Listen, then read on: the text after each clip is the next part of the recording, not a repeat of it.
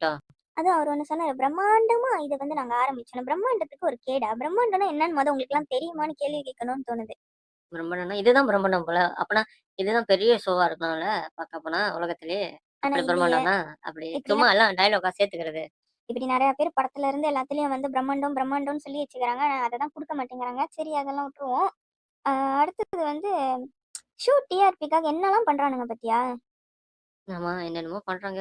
தலைகீழ நின்டு அந்த மாரி கூவ முடியாததுக்காக, இவங்க வந்து இந்த மாரி பண்றாங்க. கேட்டா வந்து நாங்க பிஹைண்ட் சீன் காட்டுறோம்னு சொல்லிட்டு அதையும் ஒழுங்கா காட்டல. ரக்ஸ் வந்து நடந்து வர்றதையும் ஒழுங்கா காட்டல.